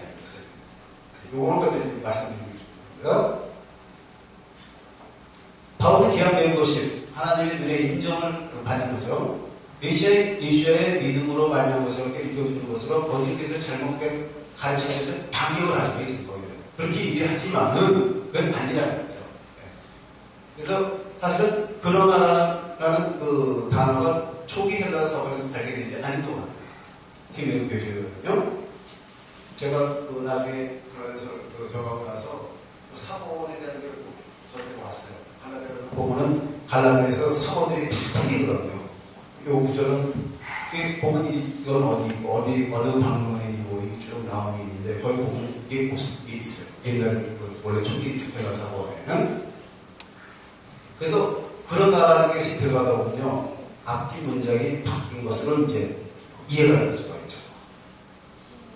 근데 여기 보시면 율법의 행위는 그리스도를 믿음으로 우리도 믿음으로 또 그리스도 예수를 믿나니 그리고 예수 그리스도를 믿음으로써가 상반되는 거예요. 근데 율법의 행위는 계획의 의도로 인정받기 위하여 필요한 낭비의 기준에 머뭅니다. 이게요, 율법의 기준이라는 게 마치 뭐가 있어요? 율법의 행위라는 게 율법의 행위가 뭐예요? 토라의 행위라고 보이시죠? 이것 때문에 많은 오해가 있었어요, 사실. 오늘 우리가 갈라디아서 2장 공부에서 가장 중요한 대목이 여기입니다. 사실 보면은 율법의 행위하고 지금 말씀드린 예수 그리스도를 믿음으로 예수 그리스도를 믿나니 그리고 예수를 믿음으로써라는 것은 반대되는 거 아니에요. 그러면 율법의 행위, 토라의 행위, 율법을 지키는 것은 잘못된 겁니까? 그렇게 이해할 수밖에 없잖아요. 그러니까 여태까지 전통적으로 그렇게 이해를 해왔어요. 그래서 갈라디아서는 율법과 복음의 대결을 하는 거예요. 그렇게 이해를 해서 잘 배워. 저도 그렇게 배웠어요. 근데 여기에 우리가 이걸 이해할 수 있는 것을 훗난 사본에서 찾을 수가 있어요. 그러고 나서 신학교를 발판 뒤집혔어요. 이게 제자에서. 그러니까 훗난에서의 율법의 행위는 토라, 마케셋, 바세, 하토라. 이게 용규 MMT. 여러분들 인터넷에 한번 찾아보세요. 용규 MMT. 이게 딱 그겁니다. 제가 인터넷 찾아가지고 사진을 올려놨는데 요 조각이에요. 이게 뭐냐면요. 쿰난 사본의 쿰난에서 발견된 하나의 그 편지예요. 네, 거기에 내용인데 거기 보니까 이미 되어 있습니다. 이런 것들은 토라에 관한 우리의 생명의 일부이다. 각별히 우리가 전한 토라에 관한 몇 가지는 그것들 모두가 정결에 관하여 당신들의 유익을 위하여 그 가운데서 그분 하나님 앞에서의 의롭고 선한 일을 행한 것으로 당신들은 의로 인정될 것이다 하는 내용이 용게임에 이게 전부 아닙니다. 더 있습니다만은 그렇습니다. 이것은 바로 바울서신 2위 문헌에서 처음 발견된 토라의 회의라는 관용구입니다. 네. 그래서 얼리 크리스찬티를 연구하시는 분들은 이거를 보고서 깜짝 놀랐어요. 아, 이게 갈라디아에서의 그 사도 바울이 쓴 관용구하고 똑같은 거구나. 이런 뜻에서 썼겠구나 하는 걸 이해하게 됐어요. 저게 뭡니까? 쿰난 사업의 한 조각은 그 공동체 밖의 다른 그룹에게 쿰난 분파의 지도자에게 의하여 보내진 한 장의 편지로 그들에게 의롭다고 인정을 받기 위해서는 자기들의 기준에 따라야 한다고 강요합니다. 이해가 갔습니까? 다시 이해가 들어가십니까? 이겁니다. 좀 저는 보내드릴게요. 토라 행위라는 것은 쿰난 분파에 가입하기 위하여 요구되는 규정된 기준이 어떤 것을 포함합니다. 즉, 예를 이거예요. 제가 한국 교회를 제가 비판하는 게 아닙니다. 혹시 이거를 보시는 분들이 혹시 그 교회 분들이 나중에 오해하지 않아요. 어떤 교단이 있다고 치자고요. 교단에. 근데 교단에서 우리 교단에 들어와서 신앙생활을 하려면 이렇게 해야 됩니다 하는 게 규정하고 있다고 치자고요. 그럼 그건 뭡니까? 그것은 그 교단의 교리죠. 제가 어떤 그 교단을 보니까 제가 깜짝 놀랐어요. 그 교단의 목사님이 제 교단에서 이뻐야 되는 거 같더라고요. 그래서 내가 궁금해서 그 교단에서 좀 알아보라고 그러거든요. 제가 그런 짓을 좀 잘해요. 미치자고 말을. 그래서 이렇게 해봤어요. 그랬더니 그 교단에서는 우리는 칼빈주의를 신봉한다가 첫째예요. 그 다음에 두 번째 하나님 말씀을 절대되게 해요. 어떤 게 절대되게 해요? 순서가 바뀌어 있어요. 아시겠습니까? 이것이 바로 문제라는 거죠. 마치 그런 것과 같이 쿰난에서는 자기 공동체 주목에서는 자기네들이 규정한 쭉 사항들이 있습니다. 이거에 합당하지 않으면 우리 공동체에 들어올 수 없습니다.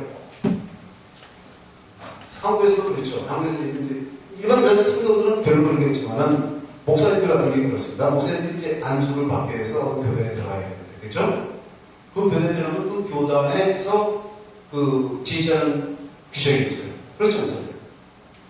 그리고 거기에서 어떤 기준이 있어요. 우리는 우리 교단에서 이렇게 해야 됩니다. 당신이 이렇게 해야 하면 목사함수 받고 목사함수 받아서 이렇게 해야 됩니다. 하는 기준이 있거든요. 그건 뭡니까? 성경에 근거합니까? 그걸 근거하겠죠. 그러나 하나의 인간이 만든 교리예요. 마치 뭡니까? 여기서 얘기하는 율법의 행위, 토라의 행위라고 하는 것이 그 당시에 쿰난의 한 분파에서 있었던 하나의 그 규정 안에 들어와야 된다고 하는 그 얘기예요. 아까 제가 말씀드렸듯이 초기 유대교에서는 지금도 그렇습니다만 토라와 오랄 토라가 같이 묶여 있습니다. 그래서 구분이 안 돼요. 그러니까 율법의 행위라고 했을 때 이것이 성문율법이냐 그렇다면 부정율법이냐 이것이 분간이 안 되는 거예요. 그러나 이 사람들이 전부 문장을 보면은 이해가 돼요. 이해가 되십니까? 그럼 해결이 되는 거예요. 갈라디아서가 제가 어떤 분한테 얘기했더니 그거만 됐습니다. 갈라디아서 됐습니다. 그 정도로 중요한 거예요. 율법의 행위가 그런 우리가 그러니까 모세에게 통해서 주어진 모세 오경의 율법이 아니고 그들이 가지고 있는 오랄 토라 구전 율법이에요. 할라가요 그냥. 그걸 그냥 그들이 편의상 율법의 행위라고 표현을 했어요. 그 당시에. 그래서 바울도 그걸 그냥 쓴 거예요. 그 관용을. 그럼 알아들으니까. 네. 이해가 가시죠? 그래서 갈라디아에서의 토라의 행위라는 것은 뭐냐? 율법의 행위라는 것은 바울은 쿰난에서 발견된 것 같은 법법의 관용으로 쓰고 있습니다. 그래서 토라의 행위는 유대인 계약 공동체 들어가는데 필요한 랍비의 요구에 관한 것입니다. 토라의 행위란 반영문은 하나님의 영감된 말씀에 근거한 모세 토라에 관한 것이 아닙니다. 그리고 토라의 행위란 반영문은 바울이 가르친 예수를 믿는 것과도 정반대되는 거죠. 그렇죠?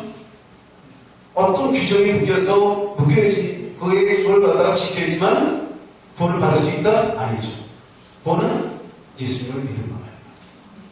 그래서 모세, 성경적인 토라란 단어는 예수를 믿는 것과 반대되는 것이 아니고 메시아를 믿는 것을 가르치죠. 토라에 여러분들 보세요. 토라가 그냥 출애굽기서부터 그 20장 이후서부터 나오는 10장 이후서부터 나오는 그리고 그 신명기까지 모든 건 어떤 거 소위 말하는 법규 있잖아요. 규범 그런 것들이 토라가 아니거든요. 그런 거. 토라는 어디서부터 시작합니까? 토라가 어디서부터 시작합니까? 창세기 1장이 뭐예요? 천지창조. 여러분들 천지창조를 모르면 우리가 하나님을 알 수 있어요? 의미가 없어요. 네. 토라는 독일 천지창조를 얘기하지 않아요. 그리고 아브라함에 관해서도 얘기하잖아요. 아브라함이 어떻게 택함을 받은 것을 얘기하잖아요. 아브라함 축복을 통해서 모든 민족들이 구원을 받는 것을 얘기하잖아요. 그것이 토라잖아요. 뭡니까? 토라는 궁극적으로 우리에게 메시아를 가리키잖아요. 우리를 구원하시고. 그래서 창세기 15장 6절에서 그리고 자신에게 그리고 그가가 왔습니다. 원어가. 근데 그냥 아브라함이 주를 믿으니 주께서 그것을 그의 의로 인정하셨다. 이렇게 하면 이것이 바로 토라의 중요한 핵심입니다. 바울이 얘기한 거잖아요. 이것이 어디 있느냐? 토라에 있다는 거예요. 네. 따라서 바울은 이방인이 이름다고 인정받기 위해서 대학의 이론이 되기 위해서는 개경자와 대라는 랍비의 의식에 따라야 한다고 가르치는 거짓 교사들의 주장을 눈박하기 위하여 토라에 이르는 반영구를 쓴 거예요. 그러니까 그 반영구를 씀으로써 뭡니까? 그것이 반영구 토라행이라는 것이 개정적 의식에 관련된 하나의 한라판 그것을 가르친 것이지 모세오경을 가르친 것이 아니라는 것을 우리가 이해하고 들어야 돼요. 그래서 이 훈간사관의 요표의 멘티가 발견되고서 좀 아는 분들은 그냥 눈이 푹 떠진 거죠. 그 다음부터 갈라디아서가 다시 바뀌기 시작했어요. 그걸 우리가 아니냐? 갈라디아서가 다시 그 주석이 바뀌기 시작했어요. 자, 만일 우리가 그리스도 안에서 그렇게 되려 하다가 죄인으로 돌아가면 그래서 죄를 짓게 하는 자냐? 결코 그럴 수 없습니다. 그리스도 안에서 그렇게 되는 것은 예수를 믿음으로 죄인을 대속하신 그분의 사역을 통해서 그렇게 되고 선언하는 겁니다. 근데 주인, 거짓 교수들을 위해서 이방인들이 적용되는 용어는 그들이 어렵다고 하는 이스라엘 밖에 남아있기 때문에 개종자가 돼요. 여기까지는 완전히 그렇게 되지 못한다는 겁니다. 죄인이라는 거예요. 이방인들이 예수 믿었고 구원을 받았다고 하는데 개종자가 아직 아니기 때문에 안 돼요. 왜? 이사야서 60장 21절에서 모든 이스라엘은 의롭다고 했는데 너희들은 이스라엘로서 아직 신분이 주어지지 않았기 때문에 유대인이 아니기 때문에 너희들은 아직 죄인이다. 이해가 가십니까? 그럼 만약 거짓 교사들이 이방인들의 메시아 안에서 의롭다고 하는 것에 동의한다면 그분 안에서 이 개종자들이 의롭게 된다는 것에 동의하지 않을 수가 없습니다. 만약 그들이 계속해서 이방인들이 죄인이라고 생각하면 메시아께서도 죄를 짓게 하신다고 생각하지 않을 수가 없습니다.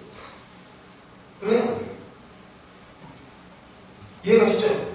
아니 이미 예수를 모임으로 구원을 받았는데 그들에게 아직도 죄인이라고 생각한다면은 예수님이 하신 일이 그분들한테 죄를 짓게 계속 하는 거예요? 아니잖아요. 이해가 가시죠? 어떻게 설명드릴게요. 지금 그 뜻으로 얘기하는 거예요. 바울에서 선생님께서. 그래서 이제 이어지는 것은요. 만일 내가 허락된 것을 다시 세우면 내가 나를 꼼꼼한 자로 만든 것이라. 바울이 그렇다는 것은 무엇을 가르치는 걸까요?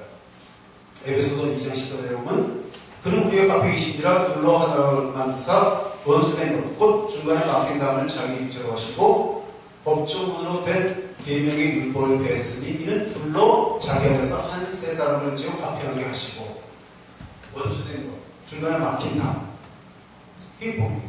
그것도 마치 뭘로 이해가 됐었어요? 율법이 이해가 되었었어요. 그냥 모세법으로. 근데 아니죠. 예수님께서 죽으신 것에서 막힌 홍인담에 가서 납비의 율법에 세워진 유대인과 이방인의 경계선. 그래서 성전에서 뭡니까? 답을 떡 쌓아가지고 들여다보지 못해요.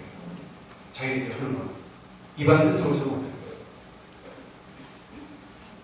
그래서 그 답을 예수님께서 받았다는 거예요. 그래서 법조문이라는 경우는 늘 이의적인 법입니다. 너무나. 모세율법이 아닙니다. 근데 예수님께서 죽음과 부활하신 가운데서 이의적인 게 근간 어렵게 되는 것. 근데 가르침은 영원히 폐하셨습니다.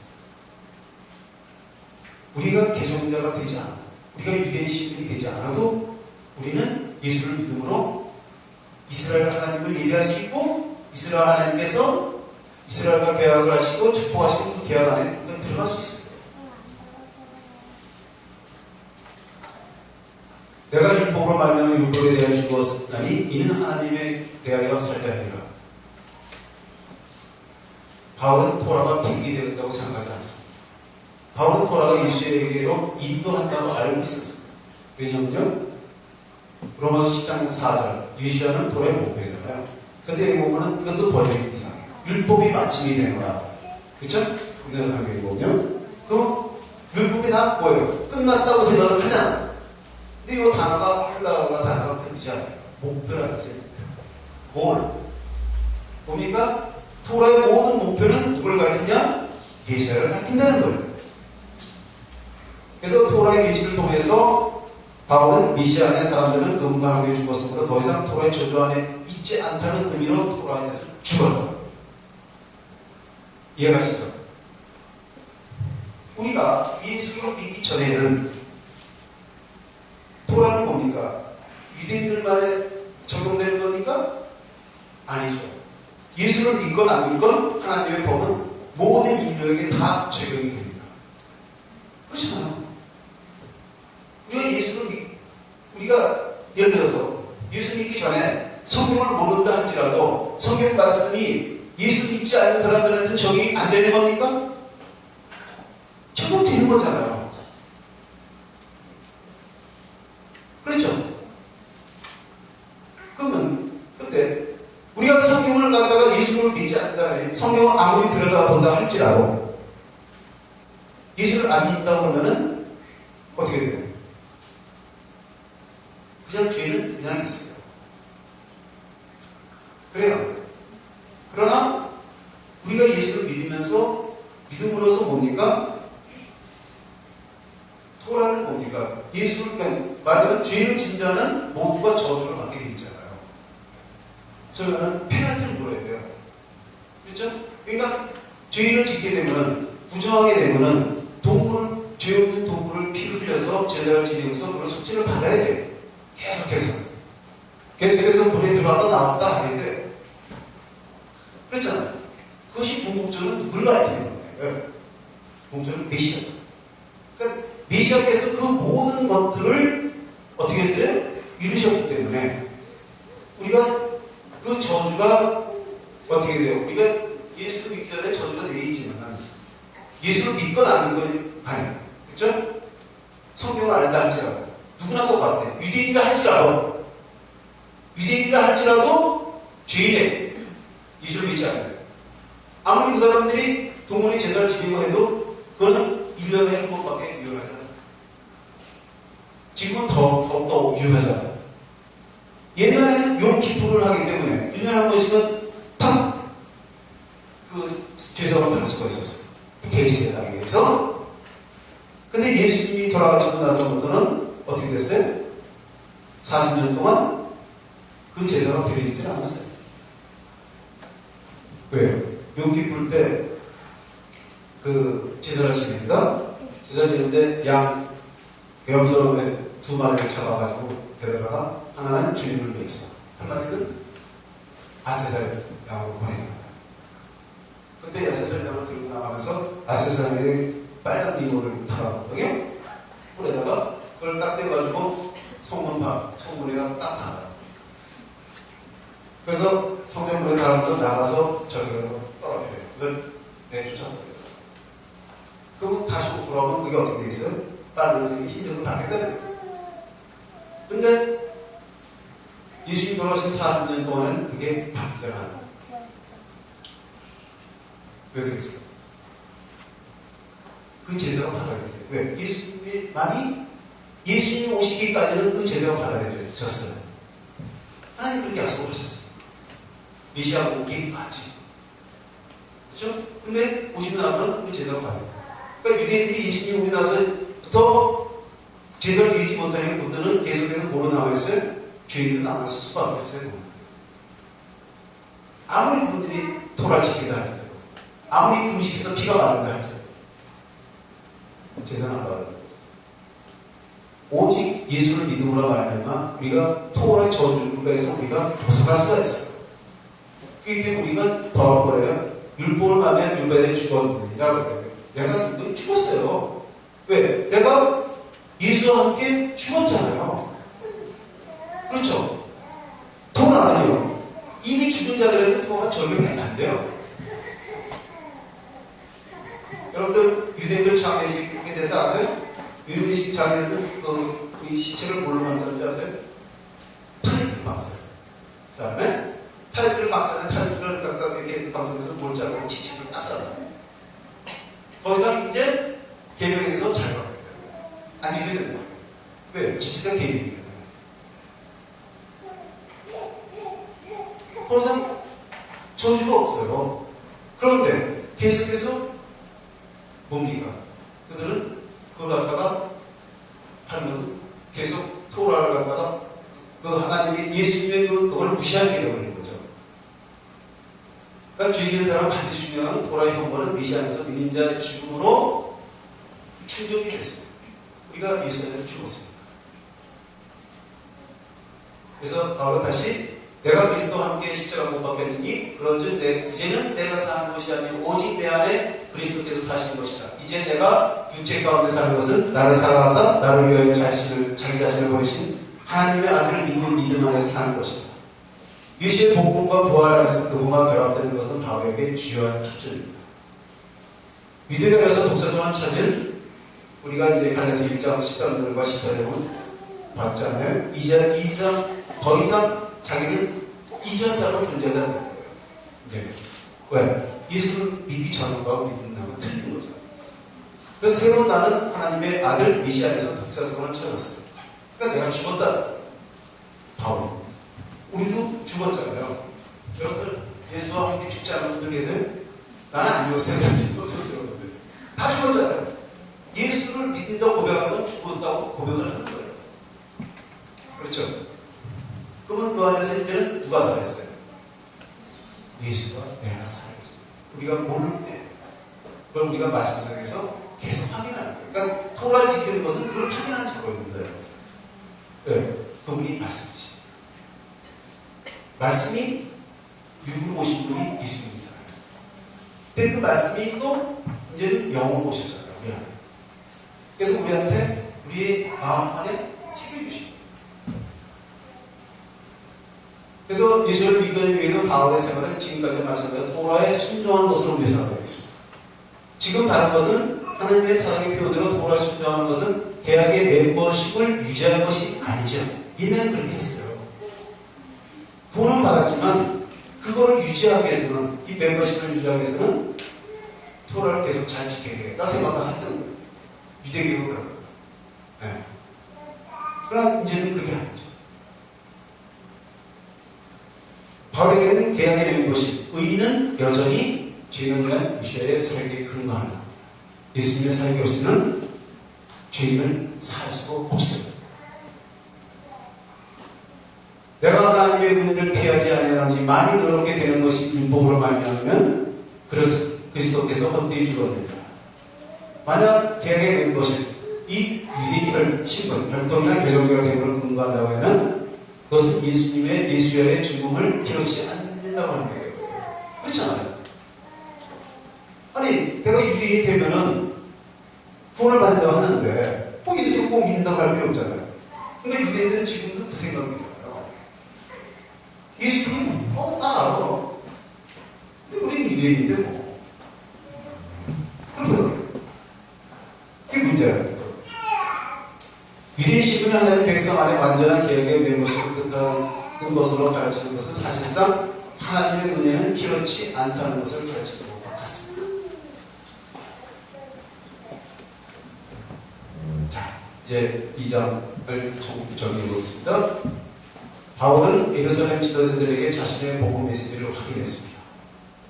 그렇죠? 그리고 이 복음은 예수를 믿는 것에 근거한 이야기란 유대인과 이방인을 동등하게 받아들이는 하나님 나라에서는 유대인, 즉 혈통의 자손이 따로 있고 또 이방인은 또 자기가 듣는 게 아니에요. 요번에 제가 비행기 타고 오니까 제가 요 근래 비행기 타면서 그렇게 톡톡 비행기 처음 봤어요. 막 같이 탔어요. 해서 올 때 보면. 근데 굉장히 많이 뵀어요. 근데 비즈니스나 퍼스트로 더 뵀어. 한 사람 안 뵀어요. 제가 뭘 말씀드리냐면 비행기는 이런 말을 하는 경우가 있어요. 비행기 타고 가면 목적지 가는 거 똑같잖아요. 그런데 퍼스트 클래스나 비즈니스 클래스하고 또 에코노미 클래스는 분명히 자리가 틀리잖아요. 나오는 기내식도 틀려요. 그렇죠? 그러면 한 나라로 가는 비행기를 탔어. 한 나라 거기 간 건 아니죠. 그러면 유대인들은 활동의 자손들은 퍼스트 클래스 비즈니스 타고 이방인들은 숫자가 많으니까 에코노미로 갑니다. 그런 거 아니잖아요. 그 자리는 전부 다 퍼스트 클래스. 제 말입니다. 하나님께서는 모든 분을 다 사랑하시잖아요. 네. 사실 예수님의 조건을 보세요. 위를 꺾고 올라가면 어디로 올라가요? 아담이죠. 마태는 위에서부터 내려왔지만 아브라함부터. 근데 누가는 누구예요? 이방이잖아요. 그러니까 요거는 거꾸로 이렇게 딱 올라가고 아담에서 하나님까지 올라가요. 우리가 모든 분들이 어디서부터 왔어요? 아담은 누가서부터 왔어요? 하나님으로 왔잖아요. 우리가 누구한테 지음을 받았어요? 하나님한테 지음을 받았어요. 그렇죠? 그건 누구나 다 똑같아요. 그 누구나 다 똑같아요. 제가 한 가지 재밌는 얘기를 하나 유명한 남자가 어떤 남자가 되게 추한 사람이 있어요. 되게 못생겼을 때 그 사람 그랬더니 그 남자가 야 너 진짜 못생겼다. 그랬더니 네 전 진짜 못생겼습니다. 근데 저를 만드신 분이 저분이시거든요. 그래서 그 앞에 제가 얘기했어요. 우리가 사람의 외로움을 취하는 것이 아니고 우리 안에 하나님의 영이 거하시는 것을 봐요. 그러니까 예수를 믿는 것에서는 혈통의 자손이나 이방이나 관계없습니다. 이것이 바로 좋은 복음. 근데 좋은 소식이 된 거짓 교사들의 해석은 실제로 노예의 메시지를 잘 알았죠. 자유는 사랑의 편으로 하나님에게 순도하는 능력입니다. 베드로의 식탁 규제에서의 위선은 복음 메시지를 흐리게 했어요. 그렇죠? 아까 여러분들 보신 것 같이 분명히 동의했으면서 분명히 자기도 보내진 가서 체험을 했으면서 그걸 또 보고도 했잖아요. 예루살렘 가서 또 왜 갔어? 거기 그랬더니 이만저만한 의미에서 이렇게 됐다고. 그래서 성경이 이방인도 오늘 주셔서 나와서 다 동의했어요. 나중에 저기 바울이 와가지고 얘기하고 방금 이방인 사람을 하나님 부르심 받았네. 수고하십시오. 이게 된 거 아닙니까? 그래 놓고서 나중에서 그것이 안 된 게 왔어요. 어느 날. 근데 같이 밥을 먹어서 형제자매 되고 갑자기 같이 식사를 했다가 저기 보니까 예루살렘에 있는 사람들인데 쓱 빠져. 그 상상을 해봤어요. 유선적이죠. 이런 유선적인 행동이 생각을 해보세요. 사도행전 15장 이후에 그런 행동이 있다고 생각을 할 수 있어요? 없어요? 그러면 베드로는 진짜 나쁘다. 그렇죠? 제가 말씀드린 이겁니다. 사도행전 15장에서 예루살렘 회의는 분명히 공식적으로 지금 갈라디아서 2장은 비공식 모임입니다. 근데 15장에서 공식 모임에서 편지까지 썼어요. 앞으로 이방인들에게는 우상을 멀리하는 거로 해서, 그렇죠? 네 가지가 다 우상을 멀리하는 겁니다. 그걸로 해서 일단 분들이 그거는 절대 지키려고 합시다. 왜? 다른 유대인들이 볼 때 눈이 있으니까. 사실 그렇거든요. 그러니까 그거는 꼭 지키도록 하라.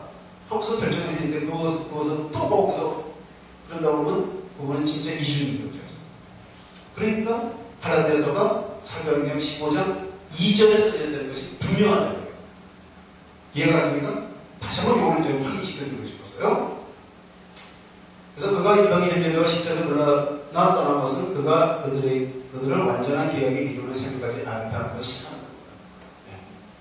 그들에 대한 바울의 비난은 복음의 진리에서 여기게 하는 것이었습니다. 그것을 계약된 것은 예수를 믿는 것에 근거하는 것이고 유대인에 대한 사실에 근거하는 것이 아니었죠. 근데 거짓 교사들은 계약 신문은 유대인이라는 사실에 근거한다고 가르쳤어요. 더욱이 계약의 신문은 토라의 행위에 의해서 성립된다. 즉 사람이 만든 인문 조건이에요. 그렇죠? 어떤 교리에 의해서 유대인이 해주면 됩니다 하는 그게 토라의 행위지 그게 율법 모세오경의 그것들을 따르는 거야. 만약 그게 사실이라면요. 그런 대왕들의 한 주장은 예수님이 죽으실 필요가 없잖아요. 그러니까 예수님이 죽었다는 것은 우리의 죄를 위해서, 우리의 죄를 사하기 위해서, 그렇죠? 우리 구원하기 위해서 토라의 저주로부터 우리를 막으시는 거예요. 우리가 토라의 저주 안에 있는 게 아니다. 이제는 그렇죠? 왜? 그분이 죽으셨어요. 그분이 모든 것을 다 사하셨어요. 히브리서를 깨달으면 잘 보세요. 히브리서 그걸 얘기하고 있어요. 히브리서는 이미 성전이 파괴된 이후에 쓰여진 책이거든요. 서신이거든요.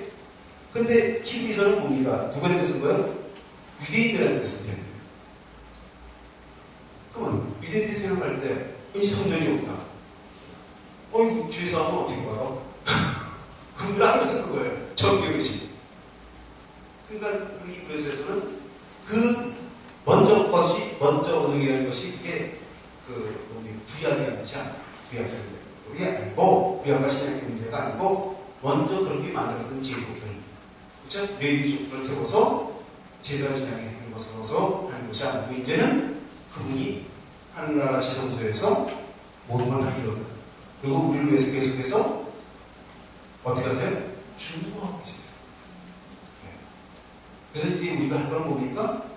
입술의 찬양, 입술의 제사를 드리는 거예요. 그렇잖아요. 우리 저주 안에 있죠. 모든 율법의 저주 안에 있지 않다는 것은 율법을 지키지 말라는 얘기가 아닙니다. 율법에서 정한 모든 것들이 이제는 예수님으로 해서 다 나가셨어요.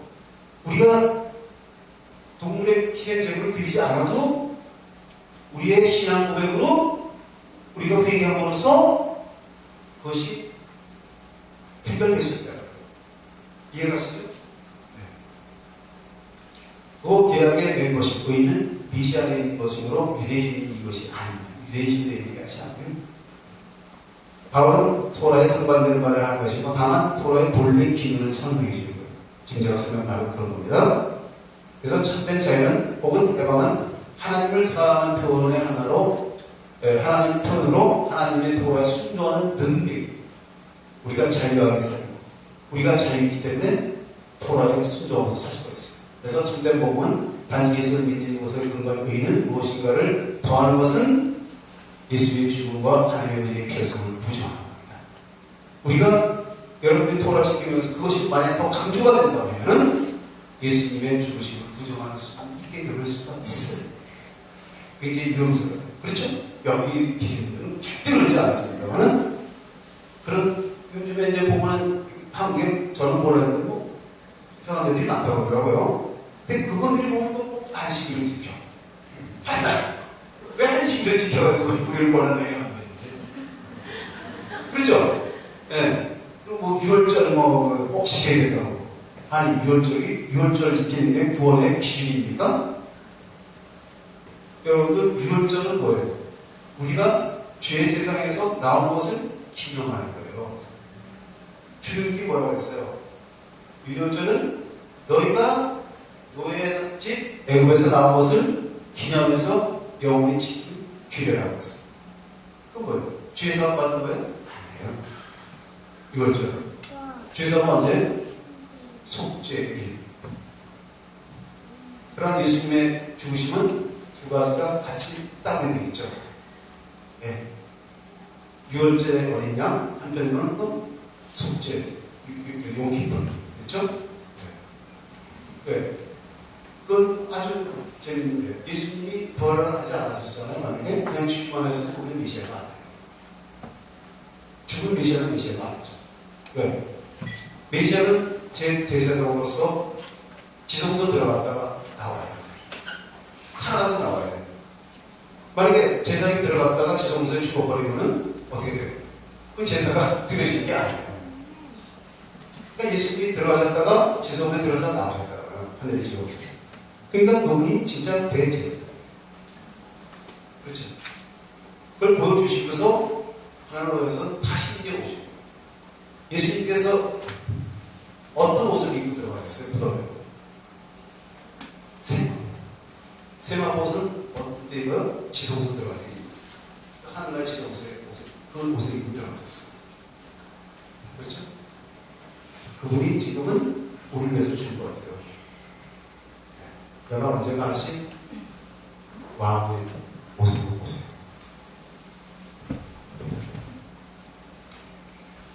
하나님 백성 안에서 참되고 영원한 계약이 된 것이면 믿음으로 말미암아 얻는 완전한 신분으로서 메시아 안에 있는 것만입니다. 아멘. 이것이 우리들의 친구예요. 우리는 메시아 예수를 믿음으로써 우리가 우리의 신분을 자유한 신분을 찾은 거예요. 우리에게 더 이상 없어요. 그러나 그 자유에 대해서 우리가 하나님 말씀 순종하며 살면서 우리가 그분을 닮아가는 삶을 사는 거죠. 하나님께서는 우리를 어떻게 만드셨어요? 그분의 형상을 닮는 거예요. 그렇죠? 그리고 그분을 닮는 그 형상이 뭐냐면요. 그 찰렘이라는 말인데 사진을 찰렘이라고 해요. 찰렘. 사진 있죠? 제가 사진 찍는 걸 좋아하거든요. 사진은 그렇게 사진은 뭐예요? 딱 똑같은 걸 찍어내잖아요. 그러면 그 형상은 뭐예요? 하나님과 우리가 똑같은 형상을 만드셨다는 거예요. 똑같은 모습. 영적인 면에서. 그렇죠? 근데 우리가 사실은 아직 죄성이 있어가지고 그걸 못 따라가는 거예요. 그러니까 우리가 토라를 배우고 실천하면서 뭘 따라가야 돼요? 그분의 형상을 닮아가야 돼요. 기도하시겠습니다. 예수님 감사합니다. 갈라디아서 2장을 통해서 우리가 율법의 의의가 무엇인지를 알게 되었고 참 자유라는 것을 알게 되었습니다. 우리가 예수 안에서 믿음을 통해서 구원받고 우리가 참 자유의 신분을 갖게 된 것을 감사드립니다. 저희의 신분으로서 우리가 토라의 삶을 통해서 예수님의 형상을 닮아갈 수 있도록 축복하여 주시옵소서. 예수님 주의 이름으로 기도합니다. 아멘. 네, 우리 하나님께 감사합니다.